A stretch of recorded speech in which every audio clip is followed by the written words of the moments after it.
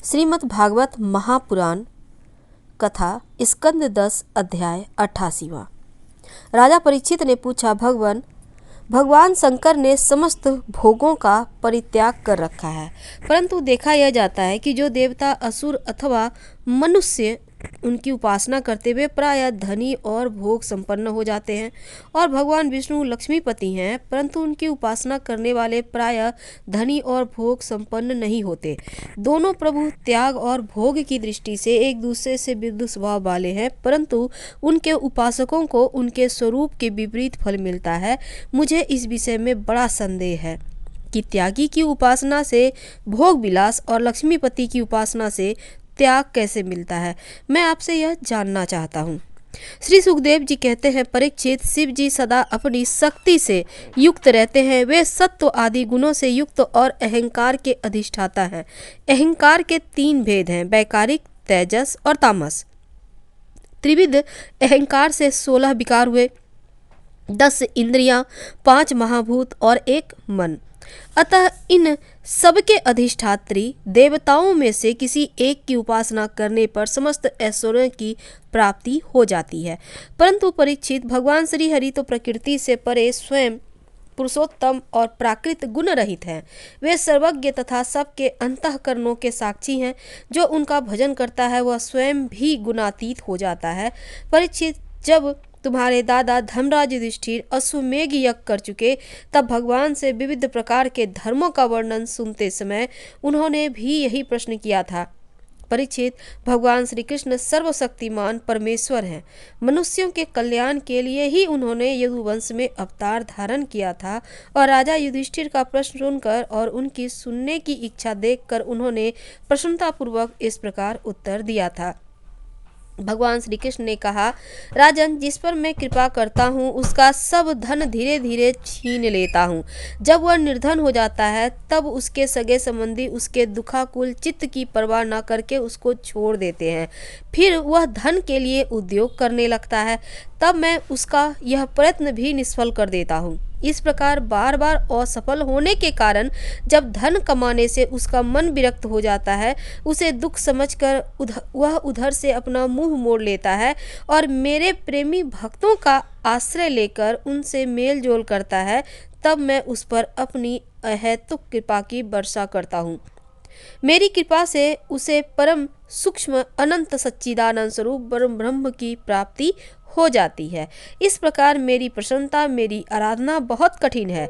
इसी से साधारण लोग मुझे छोड़कर मेरे ही दूसरे रूप अनन्य देवताओं की आराधना करते हैं। दूसरे देवता आशुतोष हैं। वे झटपट पिघल पड़ते हैं और अपने भक्तों को साम्राज्य लक्ष्मी दे देते हैं। उसे पाकर वे उच्छृंखल प्रमादी उन्मत्त हो उठते हैं और अपने वरदाता देवताओं को भी भूल जाते हैं तथा उनका तिरस्कार कर बैठते हैं। श्री सुखदेव जी कहते हैं, परीक्षित, विष्णु और महादेव ये तीनों साप और वरदान देने में समर्थ हैं, परंतु इनमें महादेव और ब्रह्मा जी शीघ्र ही प्रसन्न या रुष्ट होकर वरदान या श्राप देते हैं, लेकिन भगवान विष्णु वैसे नहीं है। महात्मा लोग एक प्राचीन इतिहास इस विषय में कहा करते हैं कि भगवान शंकर एक बार वृकासुर को वर देकर संकट में पड़ गए थे। परीक्षित, वृकासुर शकुनी का पुत्र था।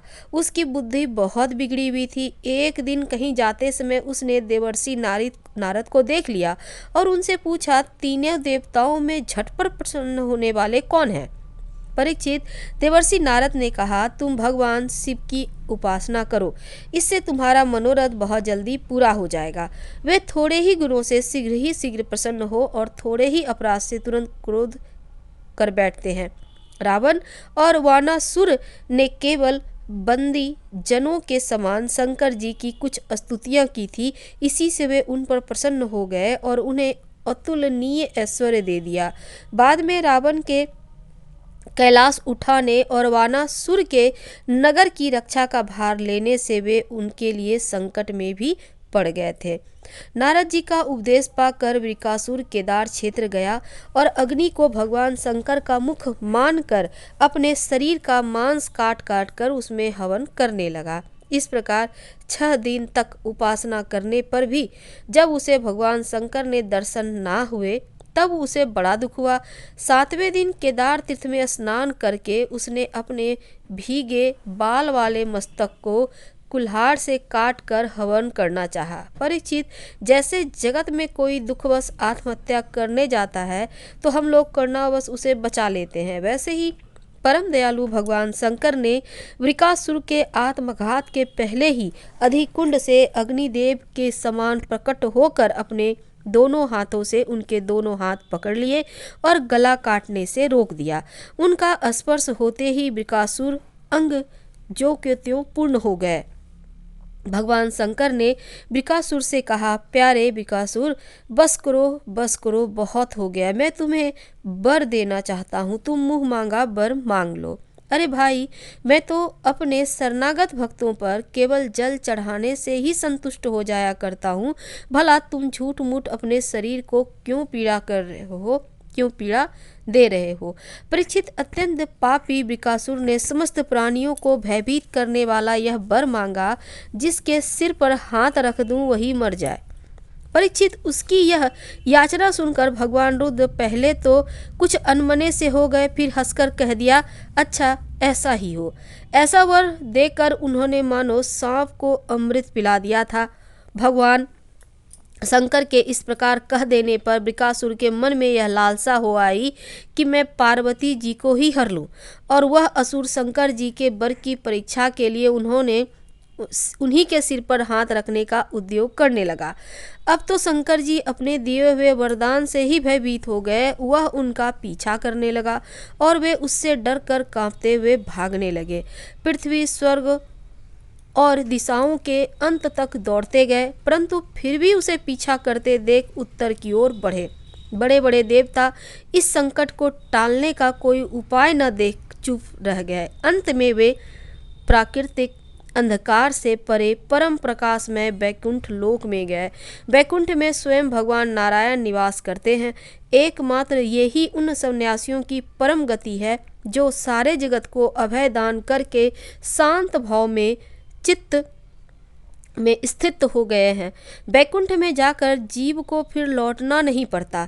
भक्त भयहारी भगवान ने देखा कि शंकर जी तो बड़े ही संकट में पड़े हुए हैं, तब वे अपनी योग माया से ब्रह्मचारी बनकर दूर से ही धीरे धीरे वृकासुर की ओर आने लगे। भगवान की मेखला काला मृगचर्म दंड रुद्राक्ष की माला धारण कर रखी थी। उनके एक एक अंग से ऐसी ज्योति निकल रही थी मानो आग धधक रही हो। वे हाथ में कुछ लिए हुए थे। वृकासुर को देखकर उन्होंने बड़ी नम्रता से झुककर प्रणाम किया। ब्रह्मचारी वेशधारी भगवान ने कहा, शकुनी नंदन वृकासुर जी, आप स्पष्ट ही बहुत थके से जान पड़ते हैं। आज आप बहुत दूर से आ रहे हैं क्या? तनिक विश्राम तो कर लीजिए। देखिए, यह शरीर ही सारे सुखों की जड़ है। इसी से सारी कामनाएं पूरी होती है और इसे अधिक करण देना चाहिए। आप तो सब प्रकार से समर्थ हैं। इस समय आप क्या करना चाहते हैं? यदि मेरे सुनने योग्य कोई बात हो तो बतलाइए, क्योंकि संसार में देखा जाता है कि लोग सहायकों के द्वारा बहुत से काम बना लिया करते हैं। श्री सुखदेव जी कहते हैं, परीक्षित, भगवान के एक एक शब्द से अमृत बरस रहा था। उनके इस प्रकार पूछने पर पहले तो उसने तनिक ठहर कर अपनी थकावट दूर की। इसके बाद क्रमशः अपनी तपस्या, वरदान प्राप्ति और भगवान शिव के पीछे दौड़ने की बात शुरू से कह सुनाई। श्री भगवान ने कहा, अच्छा ऐसी बात है, तब तो भाई हम उसकी बात पर विश्वास नहीं करते। आप नहीं जानते हैं क्या?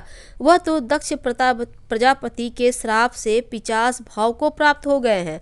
आजकल वही प्रेतों में और पिशाचों का सम्राट है। दानवराज, आप इतने बड़े होकर ऐसी छोटी छोटी बातों पर विश्वास कर लेते हैं। आप यदि अब भी उसे जगत गुरु मानते हो और उनकी बात पर विश्वास करते हो तो झट पर अपने सिर पर हाथ रखकर परीक्षा कर लीजिए। दानव शिरोमणि, यदि किसी प्रकार शंकर की बात असत्य निकले तो उस असत्यवादी को गड़ डालिए, जिससे फिर वह झूठ ना बोल सके। परीक्षित, भगवान ने ऐसी मोहित करने वाली अद्भुत और मीठी बात कही कि उसकी विवेक बुद्धि जाती रही। उस दुर्बुद्धि ने भूल कर अपने ही सिर पर हाथ रख लिया। बस उसी क्षण उसका सिर फट गया और वह वहीं धरती पर गिर पड़ा, मानो उस पर बिजली गिर पड़ी हो। उस समय आकाश में देवता लोग जय जय नमो नमः साधु साधु के नारे लगाने लगे। पापी बिकासुर की मृत्यु से देवता, ऋषि, पितर, गंधर्व अत्यंत प्रसन्न होकर पुष्पों की वर्षा करने लगे और भगवान शंकर उस विकट संकट से मुक्त हो गए। अब भगवान पुरुषोत्तम ने भय मुक्त शंकर जी से कहा कि देवाधिदेव, बड़े हर्ष की बात है कि इस दुष्ट को इसके पापों ने ही नष्ट कर दिया। परमेश्वर, भला ऐसा कौन प्राणी है जो महापुरुषों का अपराध करके कुशल से रह सके? फिर स्वयं जगत गुरु विश्वेश्वर आपका अपराध करके तो कोई सकुशल रह ही नहीं सकता। भगवान अनंत शक्तियों के समुद्र हैं। उनकी एक एक शक्ति मन और वाणी की सीमा से परे है। वे प्रकृति से अतीत स्वयं परमात्मा हैं। उनकी शंकर जी को संकट से छुड़ाने की यह लीला जो कोई कहता या सुनता है, वह संसार के बंधनों और शत्रुओं को भय से मुक्त हो जाता है। श्रीमद् भागवत महापुराण स्कंद 10 अध्याय 88वां समाप्त हुआ। अगले अध्याय में हम अगले दिन आपसे मिलेंगे। हर हर महादेव। धन्यवाद।